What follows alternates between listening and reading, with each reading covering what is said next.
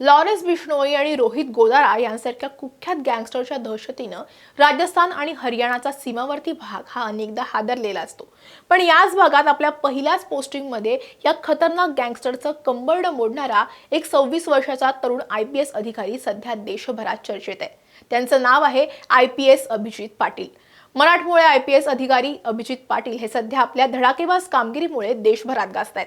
त्यांनी आपल्या पहिल्याच पोस्टिंगमध्ये कुख्यात गँगस्टरच्या मुसक्या वळल्यात आणि त्यांचं नेटवर्कही उद्ध्वस्त केलंय। पण ही कामगिरी त्यांनी महाराष्ट्रात नाही तर राजस्थान आणि हरियाणा या राज्यांच्या सीमेवर केलेली आहे। अवघ्या 22व्या वर्षी कोणत्याही कोचिंग क्लासेसशिवाय पहिल्याच प्रयत्नात त्यांनी UPSC परीक्षा क्रॅक केली आणि IPS अधिकारी बनले। ते राजस्थान कॅडरमधील सगळ्यात तरुण पोलीस अधिकाऱ्यांपैकी एक आहेत।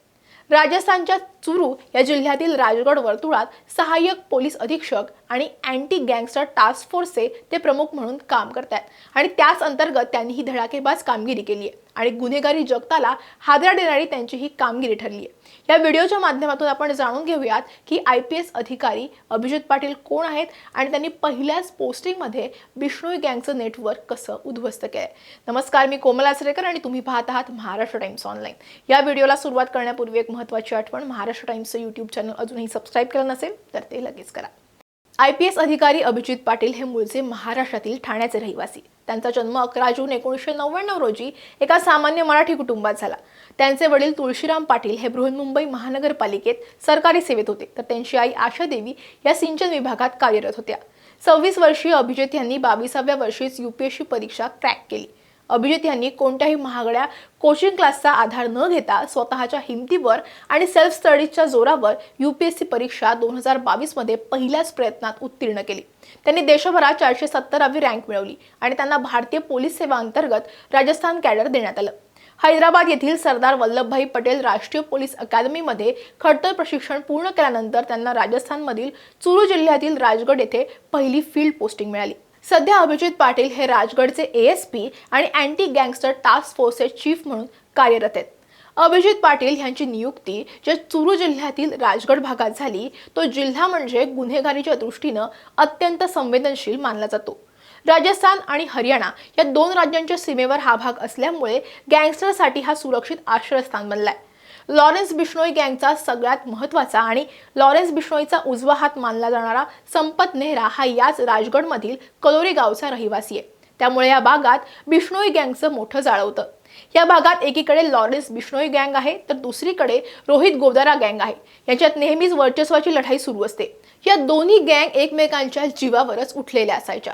राजगड हा तोच परिसर आहे जिथे 2002 मध्ये सुमेर फगेडिया आणि 2017 मध्ये अजय जैतपूर यासारख्या गुंडांची हत्या चक्क कोर्ट परिसर आणि भर दिवसा करण्यात आली होती।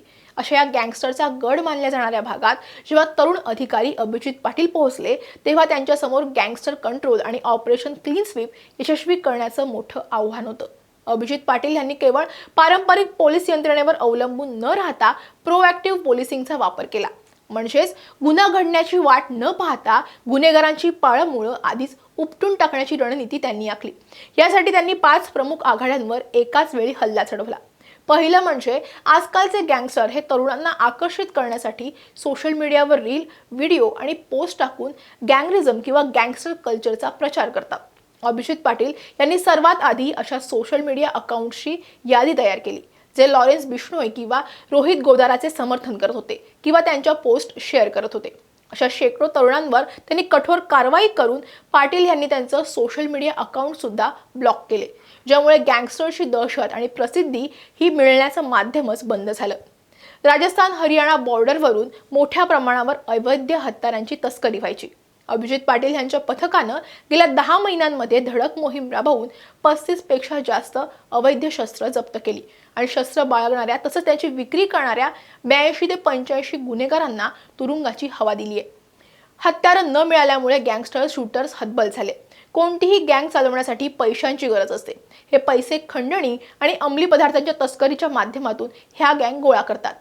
अभिजित पाटील यांनी या गँगच्या आर्थिक नाड्या आवळण्यास सुरुवात केली। दिल्ली आणि हरियाणा पोलिसांच्या मदतीने त्यांनी ह्या भागामधल्या व्यावसायिकांना धमकावून खंडणी वसूल करणाऱ्या मुख्य फायनान्सर आणि वसुली करणाऱ्या 3 कुख्यात गुन्हेगारांना अटक करून दुसऱ्या राज्याच्या पोलिसांच्या ताब्यात दिलं।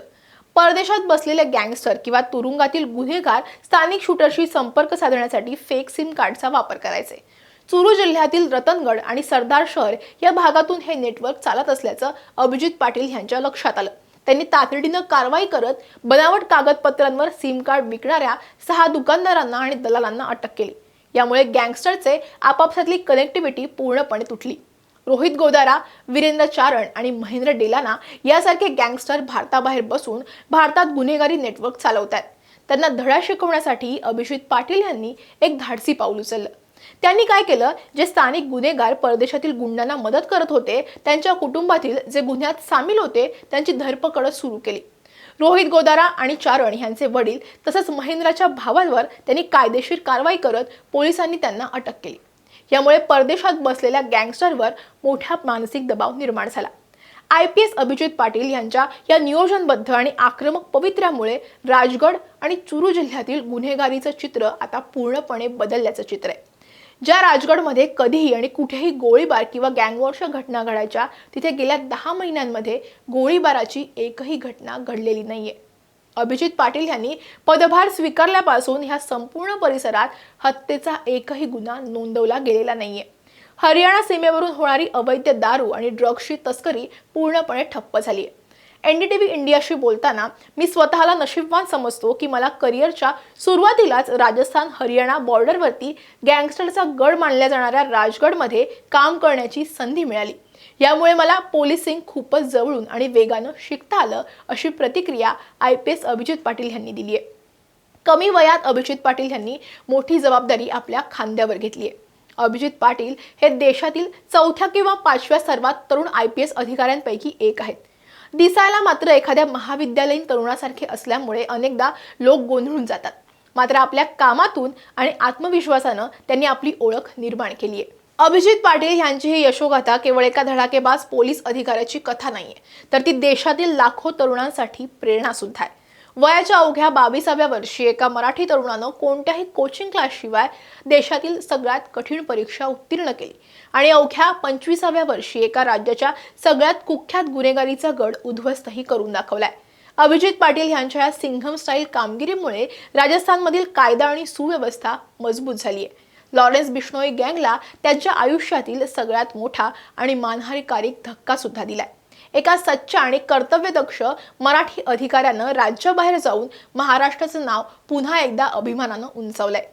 अभिजित पाटील या मराठमोळ्या तरुण IPS अधिकाऱ्याच्या या कामगिरीविषयीचं तुमचं मत आम्हाला कमेंटमध्ये नक्की सांगा। व्हिडिओ आवडला असेल तर लाईक आणि शेअर करायला विसरू नका। असेच व्हिडिओ पाहण्यासाठी महाराष्ट्र टाइम्सचं YouTube चॅनल सबस्क्राईब करा। आम्हाला Insta, Facebook वरती फॉलो करा आणि हा व्हिडिओ तुम्ही शेवटपर्यंत पाहिला त्यासाठी धन्यवाद।